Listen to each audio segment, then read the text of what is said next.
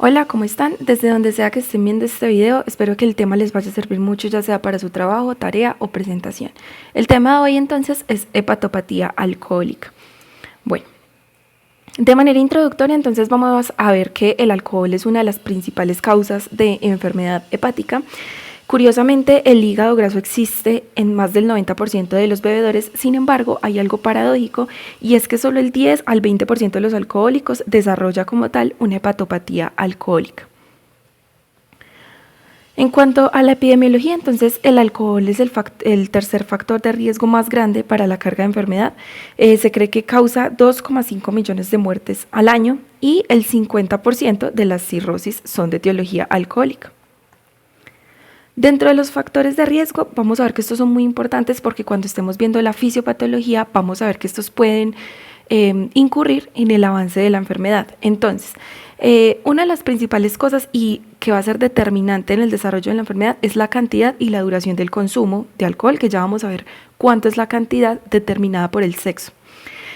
El segundo factor de riesgo más importante es el sexo femenino, debido a que por la asociación con los estrógenos se cree que el umbral para las mujeres para desarrollar la hepatopatía alcohólica es mucho menor que el de los hombres. Y otros factores como la obesidad y una dieta rica en grasa también pueden favorecer el desarrollo de la enfermedad, así como el virus de la hepatitis C, que puede acortar el tiempo en el que se desarrolla esa enfermedad. Listo. Vamos a ver entonces la etiopatogenia. Este es un tema muy grande y muy carnudo, tiene cosas muy bioquímicas, pero para eso estamos haciendo este video. Entonces, primero, para poder entender esto, debemos entender cómo es el metabolismo oxidativo del alcohol.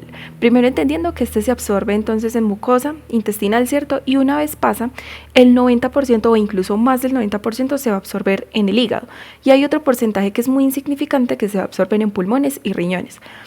Concentrémonos en el hígado porque es donde tiene la mayor importancia, ¿cierto? Y las vías metabólicas por las cuales se va a metabolizar están enumeradas en orden de importancia. Entonces vemos que la primera vía metabólica es la que ocurre a nivel citosólico y que depende de las enzimas deshidrogenasas. Entonces vemos que el alcohol se va a transformar en un metabolito intermedio que es el acetaldehído, y eso gracias a una enzima deshidrogenasa que requiere de NAD oxidado para reducirlo.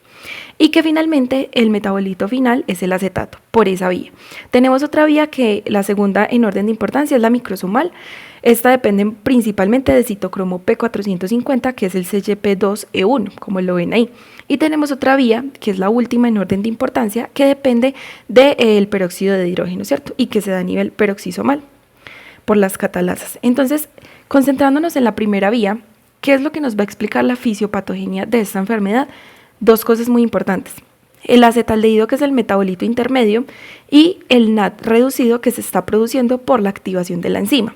Estas dos cosas nos van a explicar cómo se origina la enfermedad, y cada una de ellas nos va a dar origen a la misma. ¿Qué significa? Que la enfermedad de hepatopatía alcohólica tiene un mecanismo multifactorial o un origen multifactorial. Entonces, primero vamos a explicar cómo se da por el aumento del NAD reducido. Listo. Entonces, primero vámonos a la mitocondria. En la mitocondria ocurre un proceso muy importante que es el metabolismo de los ácidos grasos, ¿cierto? ¿Qué pasa con esa vía? Resulta que esa vía depende de enzimas deshidrogenasas que también están produciendo NAD reducido.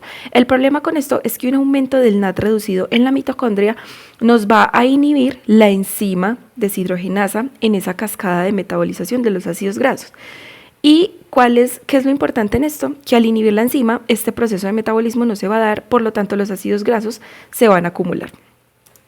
Y otra cosa que está ocurriendo muy importante dentro de la mitocondria es el sistema de lanzaderas, que si se acuerdan en biología, lo que hace el sistema de lanzaderas en la mitocondria es pasar el NAD reducido, pero como este no puede pasar la membrana porque no es permeable a la membrana mitocondrial, lo que hace es transformarla por medio de esta proteína, que es la glicerol 3-fosfato deshidrogenasa. Lo que va a hacer es pasar esta enzima convirtiéndola en glicerol 3-fosfato. La conversión de ese glicerol 3-fosfato, como es un ácido graso, sí puede atravesar la membrana mitocondrial y una vez dentro de la mitocondria vuelve y se transforma en el NAD reducido que ella requiere, ¿cierto? El problema con esto es como tenemos un aumento del NAD reducido por lo que se está generando en la conversión o el metabolismo hepático del alcohol por la vía que ya vimos, lo que va a generar es un aumento del glicerol 3-fosfato. Y esto finalmente, como es un ácido graso, también va a contribuir a el aumento de ácidos grasos que nos llevan a la esteatosis o hígado graso. ¿Cuáles son las otras implicaciones de esta molécula que conocemos como el NAD? Resulta que en la vía gluconeogénica, que es la formación de glucosa a partir de otras moléculas que no son glucosa, como por ejemplo aminoácidos, ácidos grasos, toda esa vía que se está llevando a nivel hepático tiene también o depende también de enzimas deshidrogenasas. ¿Qué es lo importante de esto? Que resulta que va a ocurrir lo mismo que vimos anteriormente. Entonces, esas enzimas deshidrogenasas por el aumento del NAD reducido se van a inhibir. Y esto implica que por lo menos a este nivel, cuando el lactato pasa a piruvato, como requiere enzimas deshidrogenasas, pues no se va a transformar. Y eso genera que el lactato se acumule. Finalmente esto nos lleva a una hiperuricemia porque el lactato interfiere con la excreción de urea. Y otra cosa muy importante es que por acá también tenemos otra enzima que depende de deshidrogenasas, entonces el malato no se convierte a oxalacetato. Por ende, el malato se acumula. Y finalmente, como nos está generando entonces la vía gluconeogénica de formar glucosa, esto es lo que va a explicar por qué se genera hipoglicemia en los pacientes con hepatopatía alcohólica. Listo. Otras de las vías que explican como tal la formación de la enfermedad, como se los había dicho, es el acetaldehído o el metabolito intermedio de ese alcohol. ¿Qué es lo que genera este acetaldehído? Pues finalmente, por algunos genes que va a activar, lo que va a hacer es aumentar la transcripción de enzimas lipogénicas, es decir, que forman ácidos grasos, que de cierta manera nos va a contribuir a la esteatosis hepática. Y por otro lado, también va a silenciar genes que tienen que ver con la beta-oxidación o la oxidación de ácidos grasos. Entonces, si bien ya esa oxidación de ácidos grasos viene inhibida por el otro factor que es el NAD, por el acetaldehído también se disminuye la expresión de esos genes que contribuyen a generar la oxidación de los ácidos grasos. Todo esto finalmente desencadena más esteatosis hepática. Entonces, como vemos, es un mecanismo multifactorial. Bueno, por otro lado, ¿cuáles son las otras implicaciones del acetaldehído? Porque no solo tiene implicaciones a nivel hepático o del metabolismo y de acumulación de grasas, sino que también a nivel mitocondrial, por ejemplo, lo que hace es disminuir las funciones, porque en la mitocondria tenemos un mecanismo muy importante que tienen que recordar y es la oxidación, ¿cierto? Que se lleva a cabo como toda la parte de los radicales libres, allí es muy importante. Entonces, en esa parte, digamos, lo que va a hacer es que se acumulen más esos radicales libres y que finalmente eso lleve a un daño mitocondrial, que en últimas va a desencadenar la muerte celular. Por otro lado, en cuanto a las proteínas, resulta que el acetaldehído interfiere con los grupos tiol y amino de las proteínas, por lo que interfiere en las funciones biológicas de las mismas. Y también lo mismo ocurre a nivel celular, y es que altera el citoesqueleto, ¿cierto? Entonces, eso va a alterar como tal el tránsito vesicular y todo el metabolismo celular, que en últimas va a llevar a un proceso de muerte celular. Listo. Eso explicaba el proceso de esteatosis hepática o de hígado graso. Hay otro estadio en la enfermedad, porque ya acabamos de ver el que explicaba como tal el que generaba el hígado graso, y ahora vamos a ver el siguiente estadio de la enfermedad, que se denomina hepatitis alcohólica, que tenemos que ver la definición de esta enfermedad para poder entender cómo se produce. Entonces, la hepatitis alcohólica es un síndrome caracterizado por infiltración del hígado por células inflamatorias y lesión celular. Esta vía o este mecanismo de producción de la enfermedad, de este estadio, se va a ver mejor explicado por la segunda vía metabólica que vimos, que fue por el citocromo P450.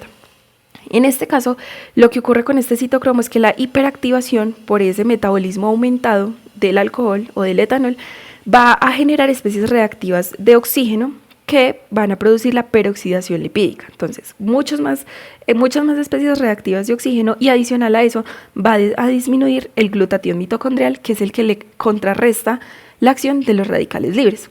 Entonces, por este lado va a generar un daño celular a nivel mitocondrial que en últimas va a llevar a la apoptosis de las células. Aquí hay algo muy importante, y es que también hay otro mecanismo que predispone o que lleva a la inflamación de esas células hepáticas. ¿Cuál es? Resulta que el alcohol también tiene que ver con la disbiosis entérica que se genera en todo el tracto gastrointestinal, y además lo que hace es aumentar la permeabilidad de la pared intestinal. Eso en últimas lo que va a hacer es que se dé una traslocación de lipopolisacáridos de las bacterias y finalmente lleguen al hígado. ¿Qué van a hacer a este nivel los lipopolisacáridos en el hepatocito, desencadenar en últimas la respuesta inflamatoria a nivel de células de Kupffer o macrófagos del hígado, ¿cierto? Entonces, por lipopolisacáridos se puede activar el receptor TL4 y desencadenar esa respuesta, también por moléculas del complemento que ya están elevadas en personas que consumen alcohol o el mismo acetato que es el metabolito final del metabolismo del alcohol, ¿cierto? Entonces, estimulan ese macrófago a que produzca citoquinas inflamatorias, entre ellas interleuquina 17, que ya la vamos a ver, y factor de necrosis tumoral alfa, que este factor de necrosis tumoral alfa también está muy implicado en lo que es el daño hepatocelular, ¿listo? Por otro lado, entonces tenemos la interleuquina 17, que lo que va a ir a hacer es estimular la célula estrellada del hígado a que produzca quimioatrayentes, una de ellas la interleuquina 8 y demás quimioatrayentes que en últimas lo que van a generar es una atracción de neutrófilos a ese nivel celular o en el hígado y van a generar como tal esa infiltración inflamatoria. Y en últimas también lo que se nos va a generar por esos metabolismos o por ese mecanismo de producción de radicales libres, vamos a tener que se nos activa la inmunidad adaptativa, por lo que también allí van a llegar infiltración de células B y de células T. Entonces esto como tal es lo que nos explica la hepatitis alcohólica. Ya pasamos a un siguiente estadio que es la fibrosis hepática, o sea, otro estadio diferente a la enfermedad, más avanzado todavía. En esta parte hablamos más de la cicatrización y aquí hay que hacer una diferencia muy importante y es que cuando nosotros tenemos, por ejemplo, procesos inflamatorios o virales o por ejemplo cuando estamos haciendo terapia con interferón alfa, con interferón alfa, vamos a tener algo muy importante y es que cuando esa vía se activa, lo que vamos a hacer es atracción o activación de natural killer, que en últimas nos van a generar el interferón gamma para que este interferón inhiba finalmente la formación de matriz extracelular por la célula estrellada, o sea, para que inhiba o regule ese mecanismo de cicatrización y de generación de fibrosis, ¿cierto? ¿Qué pasa con el alcohol? El alcohol no desarrolla esta vía, o sea, el alcohol tiene inhibición de la activación de las natural killer y por ende de la regulación de la formación de matriz extracelular. Esto en últimas lo que va a generar es que todas esas moléculas que ya vimos, por los mecanismos que ya vimos, estimulen a la célula estrellada a que genere matriz extracelular y esto nos va a explicar la fibrosis hepática que se genera diferente a la que no se genera en procesos virales en el hígado. Antes de llegar a carcinoma hepatocelular, como ven acá, hay un estadio que ya muchos conocemos que es la cirrosis hepática. La cirrosis hepática, me voy a devolver acá un poco, tiene que ver con la parte de cicatrización, pero en la cirrosis está definida como tal porque todo este mecanismo de matriz extracelular se encapsula, que es la que nos forma como esas masas que parecen tumoraciones a nivel del hígado, pero que además también esto implica un daño o cambios angioestructurales, que finalmente son los que nos van a explicar el desarrollo de insuficiencia hepática. Ese es ya como tal el estadio avanzado de una fibrosis hepática que se convierte en cirrosis. Y ya posteriormente a la cirrosis está el carcinoma hepatocelular, que no se produce en todas las personas, pero sí puede llegar a pasar por todos los mecanismos que ya hemos visto en lo que es la hepatopatía alcohólica. Resulta que por el acetaldehído y todas las moléculas que hemos visto, en últimas, esto nos va a generar un acortamiento de telómeros y por ende una inestabilidad cromosómica. Adicional a esto, se va a fortalecer o se va a favorecer la supervivencia y la proliferación de células tumorales. También vamos a tener pérdidas en puntos de control importantes del ciclo celular y por ende se van a activar vías oncogénicas. Y por último, aquí vemos otro rol del acetaldehído como carcinogénico con propiedades mutagénicas. Entonces, esto en últimas nos va a explicar el desarrollo de un carcinoma hepatocelular. ¿Cómo es la histopatología de la enfermedad? Entonces, primero, en el primer estadio de la enfermedad que tenemos la esteatosis, son esa acumulación de gotas lipídicas que principalmente a nivel del hepatocito se van a ver a nivel centrolobulillar. Si ustedes no conocen muy bien como tal la histología del hepatocito o no recuerdan muy bien cómo es esa configuración hepática a nivel microscópico, por acá les voy a dejar un video donde está toda la explicación.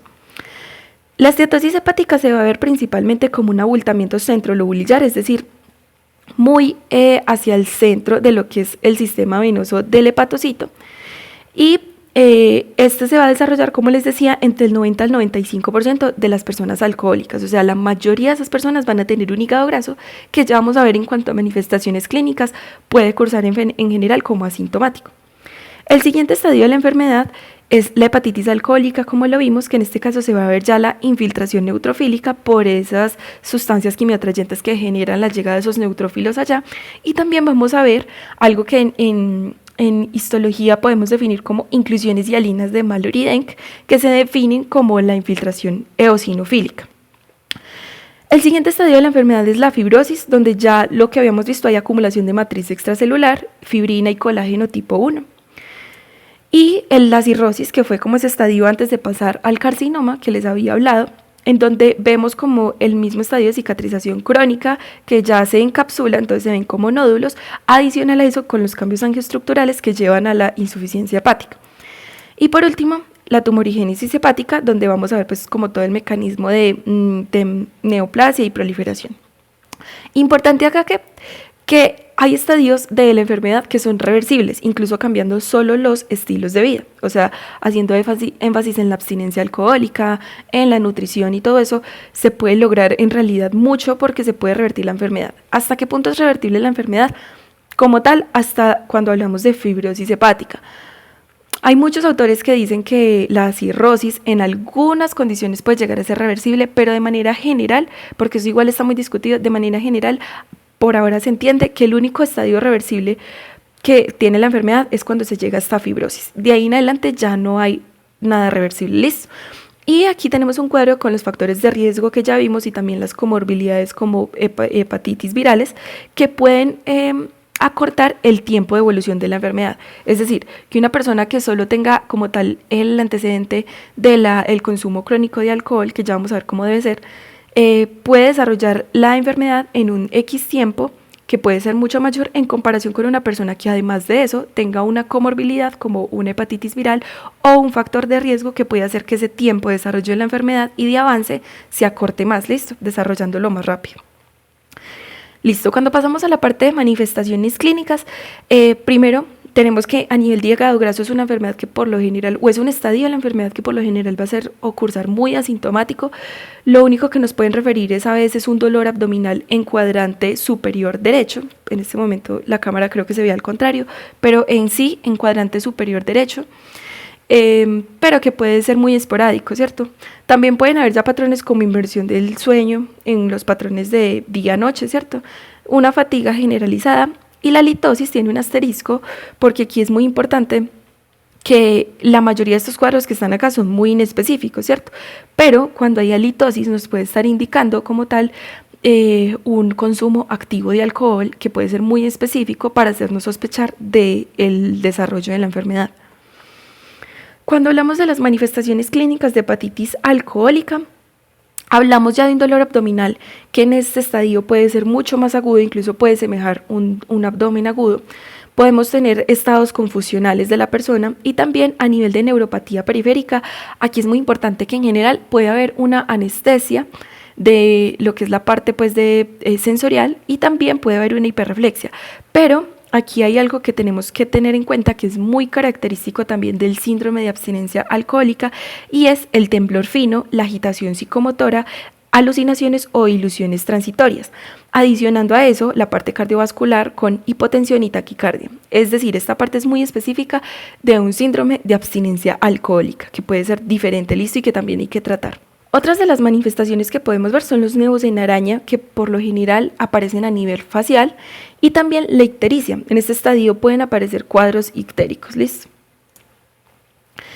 Cuando estamos en el estadio de cirrosis, ya las manifestaciones clínicas van a variar. Cuando nosotros hablamos de a nivel neuropático o a nivel neurológico, vamos a nos podemos encontrar ya con una encefalopatía hepática que puede estar dada por el síndrome de Wernicke-Korsakoff, que para que lo recuerden es un síndrome que se da o una afectación nerviosa en múltiples partes del sistema nervioso por la deficiencia de vitamina B1 o de tiamina. ¿Listo? Y también hay otras características a nivel de la neuropatía periférica producida por el alcohol, como el asterixis, que es este movimiento de las muñecas esto es lo que se define como asterixis, y la contractura de Dupuytren, que es cuarto y quinto dedo hacia la palma debido a la fibrosis de esos tendones, listo. A nivel pues de hepático, vamos a encontrar ya los signos de insuficiencia hepática. Recuerden que cuando hablamos de cirrosis ya hay cambios angioestructurales, es decir, tanto de circulación y de funcionamiento hepático. Entonces, digamos, a ese nivel ya se puede empezar a manifestar coagulopatías. Vamos a ver también que la persona puede aumentar de peso o disminuirlo. El aumento se puede explicar por ascitis, ¿cierto? La persona puede estar ascítica. Recordemos que ya en esos estadios cirróticos hay un flujo retrógrado que finalmente va a favorecer estos procesos de ascitis y de hipertensión portal claramente. Adicional a eso, desarrollando varices que pueden generarnos una hemorragia intestinal activa. Pero también, como les decía, puede haber una disminución del peso explicada más que todo por la pérdida de masa muscular. Y a este nivel ya puede ser mucho más marcada la ictericia de la persona. También hay algo que se conoce como ginecomastia, y es que recuerden que las hormonas como tal, las hormonas que tienen que ver con la parte sexual, se metabolizan en el hígado. Al, digamos, estar deficiente toda la parte de funcionamiento hepático, ese metabolismo va a disminuir y por ende esas hormonas femeninas pues van a influir en la formación de ginecomastia, listo. Bueno, hablemos ya de la parte diagnóstica. Es muy importante entender que el diagnóstico de esta enfermedad es un diagnóstico clínico y con criterios bioclínicos. Entonces, ¿qué es muy importante? Entender cuál es digamos, el marcador para nosotros establecer que hay un consumo que puede llevarnos a una hepatitis alcohólica. Entonces, hay algo estandarizado y es que ese consumo debe ser de 40 gramos al día en mujeres o 60 gramos al día en hombres, que se mantenga al menos durante 6 meses. Y si hay un periodo en donde se documente una abstinencia, esa abstinencia para poder definir esa hepatitis alcohólica no debe exceder los 60 días, listo, para poder sospechar que estamos ante un cuadro claro de hepatitis alcohólica. Entonces, ese historial, ese antecedente en la historia clínica del paciente va a ser muy importante. Adicional a eso, la ictericia es como uno de los síntomas o signos cardinales de la enfermedad. En esta ictericia va a ser muy importante que no sea, que se desarrolle en menos de 8 semanas después de la presentación del cuadro, porque si ya se desarrolla mayor a las 8 semanas, pues va a ser más dudoso que se deba a una hepatitis alcohólica como tal. Y también muy importante, cuando se presente este cuadro, debe ser descartado de que no sea una ictericia obstructiva, ¿listo? De origen obstructivo. Entonces, por ende, aquí hay que hacer pues un estudio imaginológico para descartar obstrucción de vía biliar. Por otro lado está el criterio bioquímico, en donde vamos a mirar perfil hepático y usualmente nos vamos a encontrar que estas personas van a tener una bilirrubina total por encima de 3 miligramos decilitro. La aspartato aminotransferasa es la que más nos va a orientar en el diagnóstico porque es la más específica de daño hepatocelular y por lo general va a estar elevada por encima de 50 microgramos litro, pero por debajo de 500.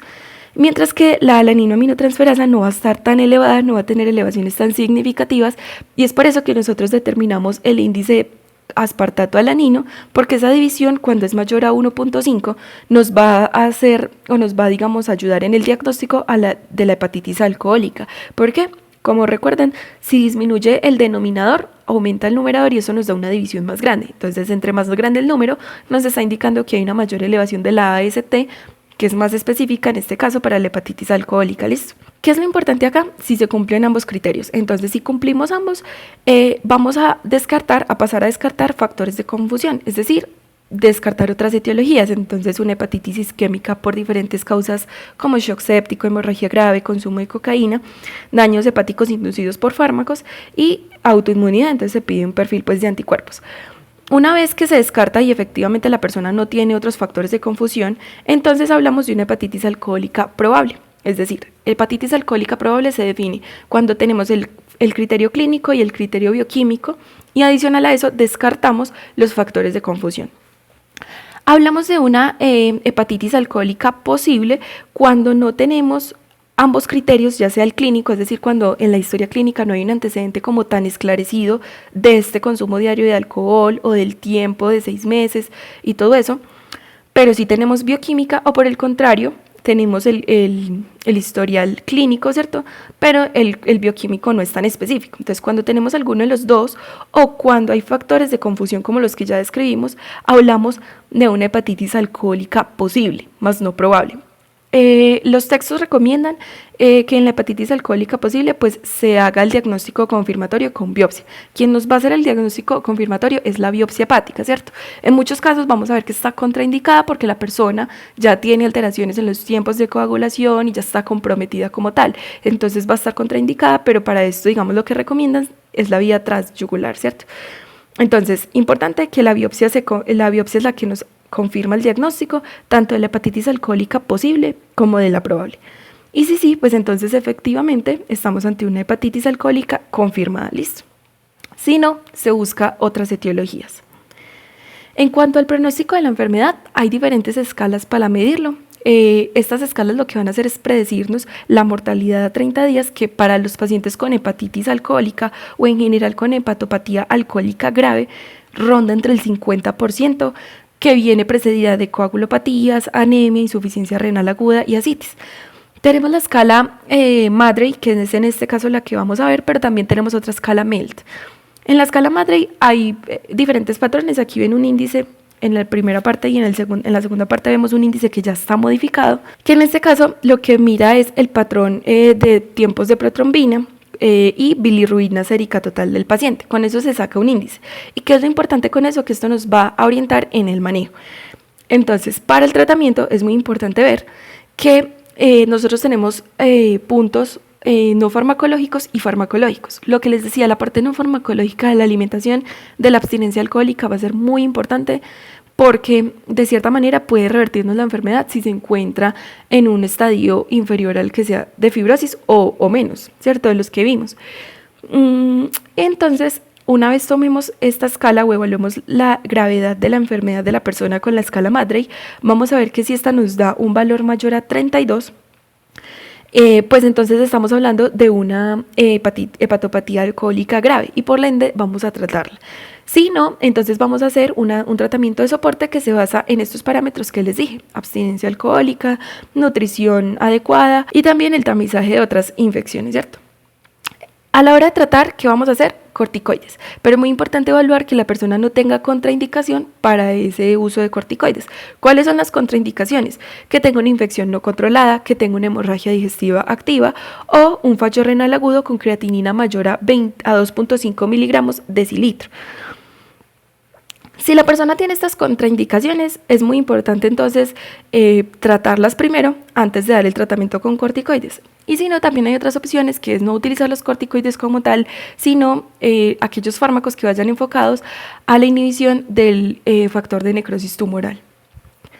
Bueno, si la persona ya controló la enfermedad o no tiene esas contraindicaciones, vamos a dar el tratamiento que es de prednisona 40 miligramos día por 4 semanas. Y después de esas 4 semanas se hace una descontinuación gradual del medicamento. Importante acá que después de esto viene una evaluación para nosotros saber si el tratamiento está realmente funcionando o no.